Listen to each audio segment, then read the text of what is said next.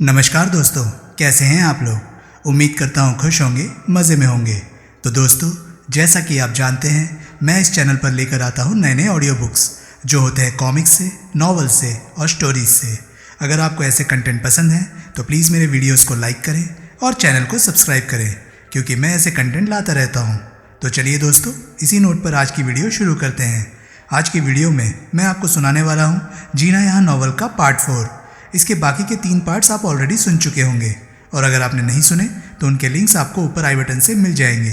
तो चलिए दोस्तों, ज़्यादा कोई देरी किए बिना शुरू करते हैं जीना यहाँ नॉवल का पार्ट 4। तुकाराम एक क्षण ठिठका और फिर बोला, अब सुनिए क्या होना है। होना यह है कि शुक्र से लेकर सोमवार तक के 4 दिनों में हर रोज़ अकबर, जयरथ और रामन्ना कुछ अतिरिक्त सामान अपने साथ लेकर जाएंगे, जिसे वो थोड़ी थोड़ी करके बनती जा रही फॉल सीलिंग्स में छुपाते जाएंगे। सामान क्या होगा? रुस्तम भाई बोला।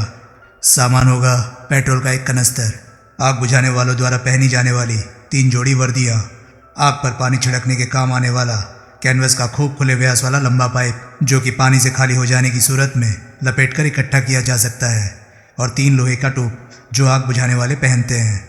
एंट्री के वक्त इस सामान की चेकिंग नहीं होगी। फॉल सीलिंग की टाइलें, एंगल वगैरह ये लोग एक ही बार में वहाँ ले जाने की जगह 3-4 फेरों में लेकर जाएंगे। उसी सामान में छुपकर पेट्रोल का कनस्तर और अग्निशमन वाला सामान भी भीतर चला जाएगा। फिर भी चेकिंग हो सकती है और वो सामान किसी की निगाह में आ सकता है। इसका इंतज़ाम भंडारी को करना होगा कि वो सामान किसी की निगाह में ना आए। आखिर ये वहाँ का सिक्योरिटी ऑफिसर है। भंडारी ने सहमति में सिर हिलाया। भंडारी इस बात का इंतज़ाम करेगा कि जब दीवारों से पेंटिंग उतारने का उपक्रम किया जाए तो अलार्म बेल ना बजे। वो कैसे होगा? हॉल के प्रवेश द्वार तक, भंडारी बोला, खिड़कियों तक और पेंटिंगों तक तारे एक ही सर्किट से पहुंचती हैं। मैं उस सर्किट पर एक टाइम क्लॉक लगा दूंगा, जिसकी वजह से किसी पूर्व निर्धारित समय पर, वो पूर्व निर्धारित समय तुकाराम बोला 7 बजे का है, अलार्म का सर्किट कट जाएगा और एक पूर्व निर्धारित समय पर ही वो दूसरा समय 8 बजे का है अपने आप चालू हो जाएगा। मैं वहाँ का सिक्योरिटी ऑफिसर हूँ। 8 बजे के वहाँ जो हंगामा बरपेगा उसकी वजह से मेरी वहाँ मौजूदगी लाजमी होगी। तब कोई मुनासिब मौका हाथ में आते ही मैं सर्किट में से टाइम क्लॉक निकाल दूंगा। कोई कुछ न बोला। अब होगा ये, तुकाराम आगे बढ़ा, कि सोमवार शाम तक हॉल का फर्श और दीवार तो तैयार हो जाएंगी, लेकिन फॉल सीलिंग तैयार नहीं होगी। फॉल सीलिंग का काम जानबूझकर इस रफ्तार से किया जाएगा कि वो सोमवार को ख़त्म न होने पाए और काम इतना बाकी रहे कि मंगलवार सारा दिन करना पड़े।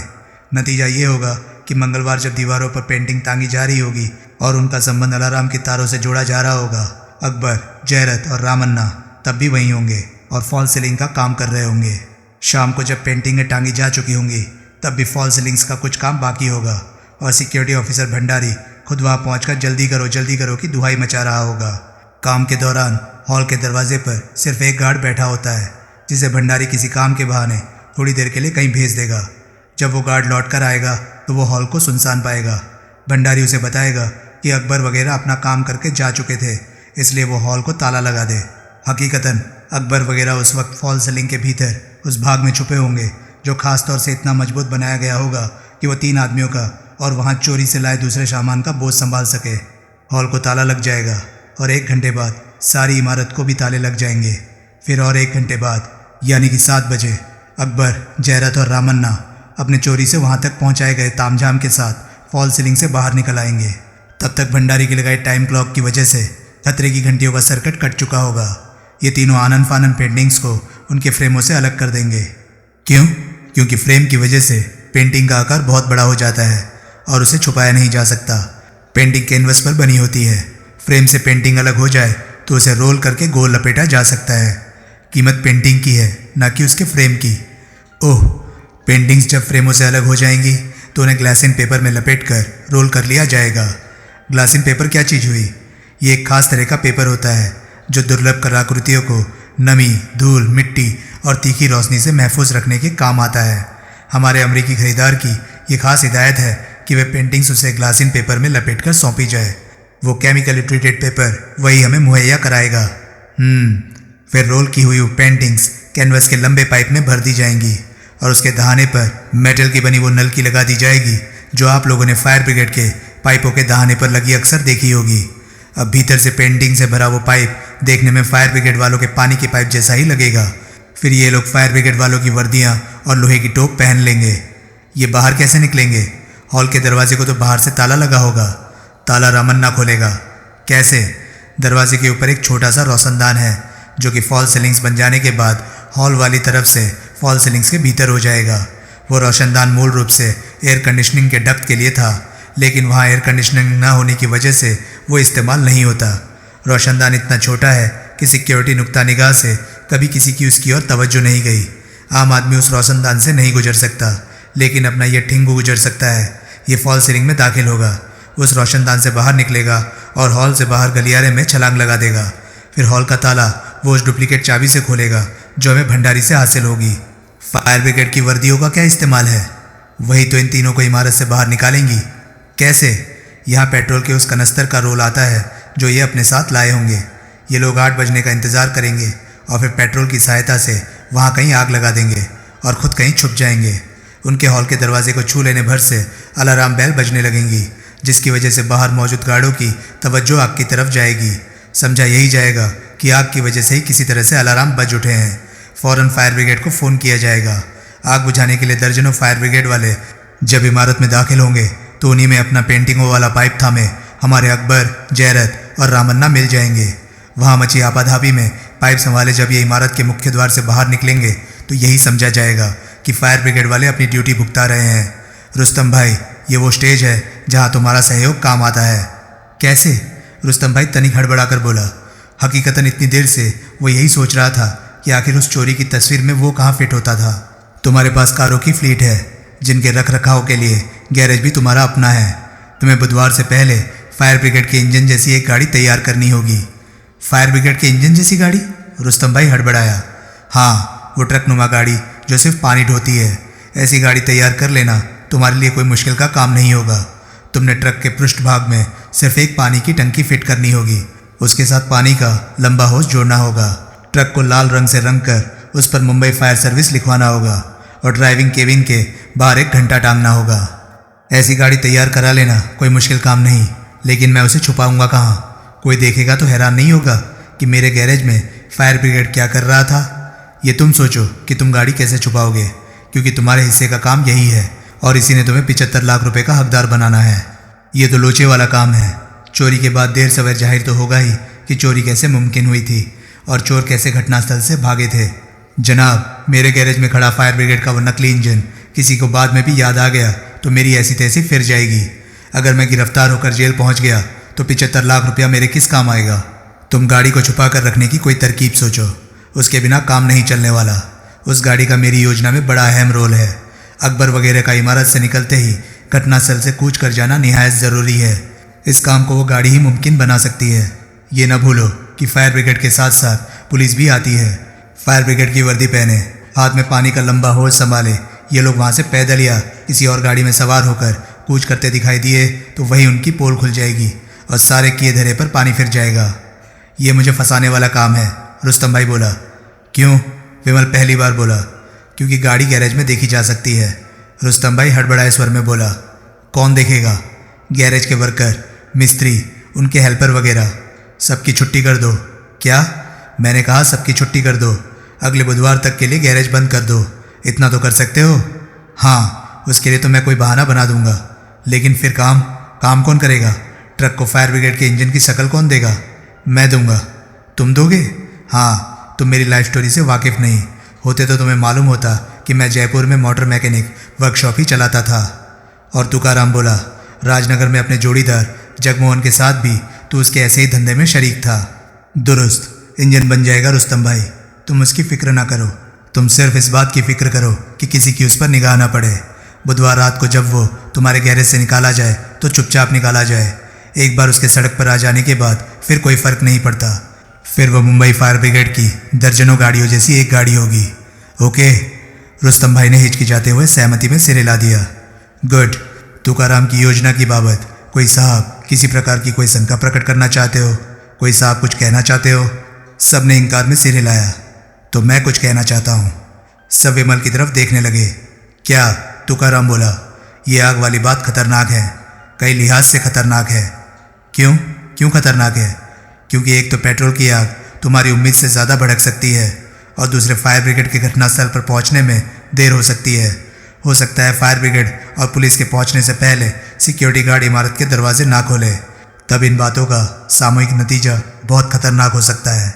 ये तीनों आदमी, उसने अकबर, जयरत और रामन्ना की तरफ संकेत किया, इमारत के भीतर ही दम घुटकर मर सकते हैं।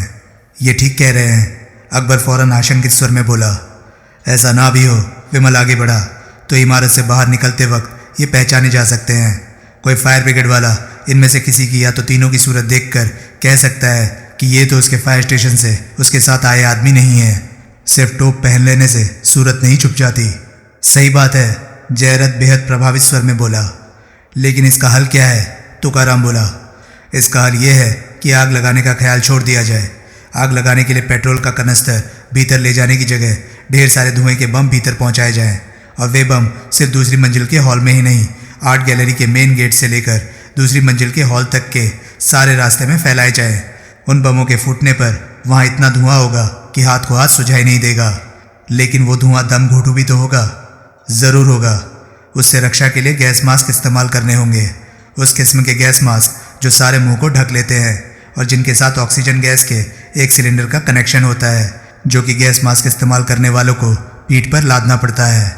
उन गैस मास्कों की वजह से इन तीनों के चेहरे मुकम्मल तौर पर छुप जाएंगे और इनके पहचान लिए जाने का खतरा सिफर हो जाएगा। बरोबर बोला बाप, अकबर खुश हो गया।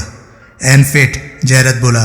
तुकाराम ने यूं प्रशंसात्मक भाव से विमल की तरफ देखा जैसे औलाद की किसी बड़ाई से उसका बाप गौरवान्वित हुआ हो। आप लोग देख लीजिएगा, विमल बोला। धुएं के उन बमों के उत्पाद की वजह से फायर ब्रिगेड वाले भी धुएं के साधन की तलाश में गैस मास्क पहनकर ही इमारत में दाखिल होंगे। तब उनमें और हमारे आदमियों में फ़र्क करना भीड़ों में भीड़ पहचानने जैसा काम होगा। उसके बाद विमल यूं सबकी निगाहों का केंद्र बन गया जैसे वो कोई स्पेशलिस्ट था जो हर किसी की समस्या का समाधान करने वहाँ आया था। मैं एक बात पूछना चाहता हूँ, भंडारी सकुचाता हुआ बोला। क्या? विमल बोला। इस चोरी के बाद जाहिर है कि बहुत ऊंचे स्तर पर इसकी तफ्तीश होगी। तब क्या चोरी में रोल की बात खुल सकती है? कैसे खुल सकती है? तुम्हारे प्रमुख काम तो दो ही हैं। एक, तुमने अलार्म सर्किट में टाइम क्लॉक लगानी है, और दूसरे, हॉल के दरवाजे के बाहर लगे ताले की डुप्लीकेट चाबी मुहैया करानी है। टाइम क्लॉक तो तुम तफ्तीश शुरू होने से बहुत पहले अलार्म सर्किट में से निकाल चुके होंगे। ऊपर से घंटी जो बजेगी वो 8 बजे स्मोक बम चलने के बाद घंटी बजेगी। तब कोई भला घंटी के रोल पर कैसे शक करेगा? तब यही समझा जाएगा कि किसी तकनीकी खराबी की वजह से पेंटिंग्स उतारी जाते समय घंटी नहीं बजी थी और वो खराबी अपने आप ही ठीक हो गई थी। दूसरे घंटी बजने और गार्डों और फायर ब्रिगेड वालों के वहाँ पहुँचने के बीच में अगर बहुत ज़्यादा वक्फा हुआ तो ये भी कहा जा सकता है कि पेंटिंग फ्रेमों से घंटी बजते बजते में उतारी गई थी। बाकी रही चाबी की बात, उस बारे में बाद में अव्वल तो यही कहना मुहाल होगा कि ताला डुप्लीकेट चाबी से खोला गया था। आखिर कैसा भी ताला चुटकियों में खोल लेने में बहुत लोग सिद्धस्त होते हैं। हम में से चाहे ऐसा कोई नहीं, लेकिन फिर भी ऐसा सोचा जा सकता है कि ताला किसी ने अपने हाथ की सफाई से खोला था। डुप्लीकेट चाबी वाली बात सोची भी जाएगी तो वो सिर्फ तुम्हारी तरफ इशारा नहीं हो सकता। आखिर वहाँ दर्जनों और सिक्योरिटी गार्ड भी तो होते हैं। भंडारी ने सहमति में सिर हिलाया। चाबियाँ वैसे रहती कहाँ हैं? सिक्योरिटी ऑफिस वाली इमारत में एक शीशे की अलमारी में, जिस तक कि किसी भी गार्ड की पहुँच हो सकती है। हाँ, तो फिर तुम्हारे लिए चिंता की क्या बात है? भंडारी खामोश रहा। मैं एक बात पूछना चाहता हूँ, रुस्तम भाई बोला। पूछो, तुकाराम बोला। पेंटिंगों के प्रदर्शन के लिए लगा दिए जाने के बाद चोरी किया जाना क्यों ज़रूरी है? क्या वे वहाँ से नहीं चुराई जा सकती जहाँ की वे इस वक्त मौजूद हैं? तुकाराम मुस्कुराया। उसने भंडारी की तरफ देखा। पेंटिंगें, भंडारी बोला, इस वक्त फ्रांस में हैं। ओह, रुस्तम भाई के मुंह से निकला। मंगलवार सुबह से पहले उनका पर्दापण भारत में नहीं होने वाला। मंगलवार सुबह 8 बजे फ्रांसीसी सरकार एक स्पेशल प्लेन उन पेंटिंगों के साथ मुंबई के हवाई अड्डे पर उतारेगा और वहाँ से बड़े तगड़े सिक्योरिटी के इंतजाम के साथ वे पेंटिंग्स आलमगीर आर्ट गैलरी की दूसरी मंजिल के तब तक सच संवर चुके हॉल में टांगने के लिए पहुँचाई जाएंगी। रुस्तम भाई खामोश रहा। अब हमें, विमल बोला, उस सामान की लिस्ट बना लेनी चाहिए जो कि हमें अपने मौजूदा अभियान में दरकार होगी, ताकि ऐन मौके पर कोई चीज़ छूट न जाए। दुरुस्त, तुकाराम बोला। वागले, मैं बोलता हूँ तो नोट कर। वागले ने एक कागज़ और बॉल पॉइंट पेन संभाल लिया। एक फायर ब्रिगेड के इंजन जैसी गाड़ी, तुकाराम बोला। कोई 2 दर्जन धुएं के बम बियर के डब्बे के स्टाइल से खुलने वाले होंगे। बस जरा सी कुंडी खींची और खुल गए। हॉल के दरवाजे के ताले की एक डुप्लीकेट चाबी, ग्लास इन पेपर, एक कैनवस का कम से कम 4 इंच व्यास का पानी का खूब लंबा पाइप, एक अदर उसके मुंह पर फिट हो सकने वाली मेटल की नोजल, 3 गैस मास्क, आग बुझाने वालों द्वारा पहनी जाने वाली 5 जोड़ी वर्दियाँ। 5 जोड़ी? रुस्तम भाई बोला। 3 जोड़ी अकबर, जैरत और रामन्ना के लिए और 2 जोड़ी रुस्तम भाई और वागले के लिए, जो फायर ब्रिगेड का नकली इंजन लेकर घटनास्थल पर पहुंचेंगे और जिस पर सवार होकर अकबर, जैरत और रामन्ना वहां से भागेंगे। उस नकली इंजन से जल्द किनारा कर लेने में ही, क्योंकि हमारी भलाई है, इसलिए इंजन आज़ाद मैदान में ही छोड़ दिया जाएगा। वहाँ 2 गाड़ियों में मैं और सोहल मौजूद होंगे। सोहल वाली गाड़ी में तुम सब लोग सवार हो जाओगे और अपने गैस मास्क और वर्दियाँ पीछे नकली इंजन में छोड़ दोगे। ग्लास इन पेपर में लिपटी पेंटिंग्स कैनवस के पाइप से निकालकर मेरी कार में लाद दी जाएंगी और सोहल मेरे साथ सवार हो जाएगा। हमारा अमेरिकी खरीदार मुझे तुलसी पाइप रोड पर दादर स्टेशन के पास मिलने वाला है। वहाँ हम उसे उसका माल सौंपेंगे और अपना माल 6 करोड़ रुपया उससे हासिल कर लेंगे। अपना माल वो परखना नहीं चाहेगा? ज़रूर परखना चाहेगा, वैसे ही जैसे हम अपना माल परखना चाहेंगे। जो गाड़ी मेरे अधिकार में होगी वो एक बंद मेटाडोर वैन होगी। उसमें ये सुविधा होगी कि वो अपनी पेंटिंग्स परख ले और हम अपने नोट परख लें। वो पेंटिंग जबरन छीनने की कोशिश कर सकता है? नहीं कर सकता। वो वहाँ अकेला आएगा। अगर वो अकेला नहीं होगा तो हम उसके करीब भी नहीं फटकेंगे।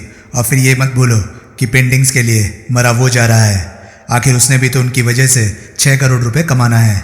यानी कि धोखे की कोई संभावना नहीं? नहीं होगी तो हम सावधान रहेंगे।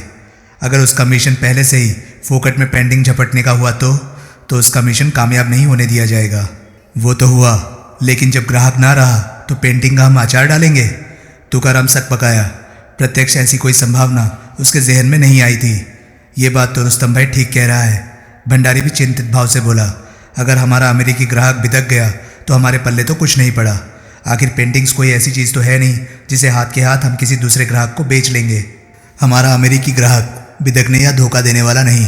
तुकाराम बोला। ना सही, भंडारी बोला, लेकिन फिर भी अगर बिदक गया, धोखा दे गया तो? कहा ना, नहीं बिदकेगा, नहीं धोखा देगा, उसकी गारंटी मैं लेता हूँ। कोई कुछ न बोला। फिलहाल विमल बोला, आप अपने अपने खुदा से यही दुआ कीजिए कि तुकाराम की गारंटी खरी निकले। आमीन, रुस्तम भाई बोला। चलिए मान लीजिए, अकबर बोला।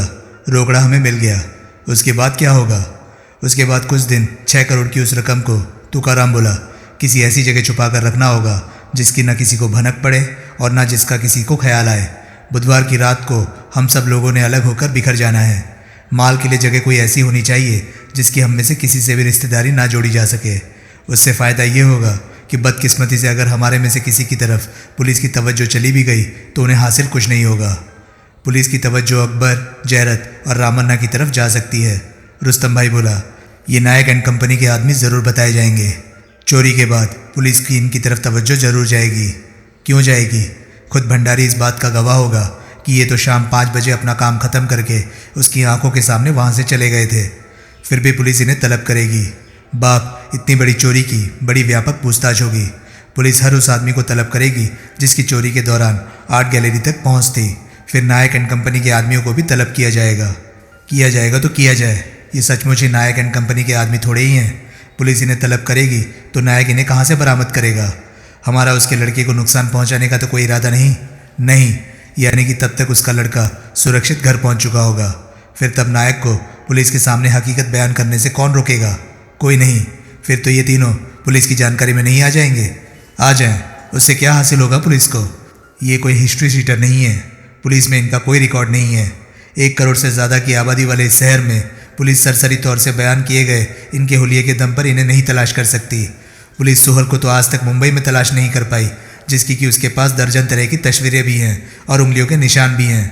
ये फिर भी एक कमज़ोर कड़ी है जो कभी हमारे लिए मुसीबत बन सकती है। नहीं बनेगी, अकबर बोला। हम इस मामले में मुकम्मल सावधानी बरतेंगे। हम अपना हिस्सा हासिल होते ही मुंबई से नक्की हो जाएंगे। फिर भी अगर हम पकड़े गए, जैरत बोला, तो चाहे कुछ भी हो जाए हम आप लोगों के बारे में अपनी ज़ुबान नहीं खोलेंगे। हम वादा करते हैं, रामन्ना बोला। यानी कि हमारे पकड़े जाने से हमारा ही नुकसान होगा, आप लोगों का कुछ नहीं बिगड़ेगा। क्या ऐसा नहीं हो सकता? भंडारी बोला कि ये लोग हुलिया तब्दील कर ले। अब उसके लिए वक्त नहीं, तुकाराम बोला। वक्त होता, अकबर बोला, तो हम दाढ़ियाँ बढ़ा लेते, जो कि वारदात के फ़ौरन बाद हम मुंडवा देते। पागल हुए हो? भंडारी तुरंत बोला। ये कोई फिल्म नहीं है जिसमें कि ऐसी बोधी बात चल जाएगी। आप ये मसला छोड़िए। अकबर बोला, हमारे पकड़े जाने में नुकसान हमारा है, इसलिए जाहिर है कि हम जी जान से कोशिश करेंगे कि हम पकड़े ना जाएं। फिर भी अगर हम पकड़े गए तो हमारा आपसे वादा है कि हम आप लोगों पर कोई हर्फ नहीं आने देंगे। Let's hope for the best. Bhandari बोला, आप यही मानकर चलिए कि ये लोग पकड़े नहीं जाएंगे। बात किसी ऐसी जगह की हो रही थी, वागले बोला, जहाँ की केस की तफ्तीश ठंडी पड़ जाने तक 6 करोड़ की रकम छुपी रह सके। ऐसी जगह हमारे पास पहले से ही उपलब्ध है और उसे हम पहले से ही इस्तेमाल कर रहे हैं। तुकाराम बोला, कौन सी? भंडारी का बांद्रा वाला फ्लैट, जहाँ की नायक का लड़का गिरफ्तार है। क्यों भंडारी? भंडारी ने सहमति में सिर हिलाया। अगर इसकी सहेली दगा दे गई तो? रुस्तम भाई बोला, ऐसा नहीं होगा। भंडारी बोला, ऐसा नहीं हो सकता। ऐसा ना हो सके, तुकाराम बोला, उसका भी इंतज़ाम किया जाएगा। क्या? सोहल वहाँ रहेगा। आखिर मुंबई शहर में इसे भी तो छुपने की जगह की ज़रूरत है। ये एक पन दो काज जैसा काम होगा। ये वहाँ रहेगा? भंडारी तनिक विचलित स्वर में बोला, मंजुला के साथ? विमल ने घूर कर उसे देखा। हाथे जमा रखो भंडारी। तुकाराम बोला, सोहल वैसा आदमी नहीं है। भंडारी खामोश रहा, लेकिन उसके चेहरे पर आश्वासन के भाव ना आए। कोई साहब, तुकाराम बोला, कोई और सवाल करना चाहता है?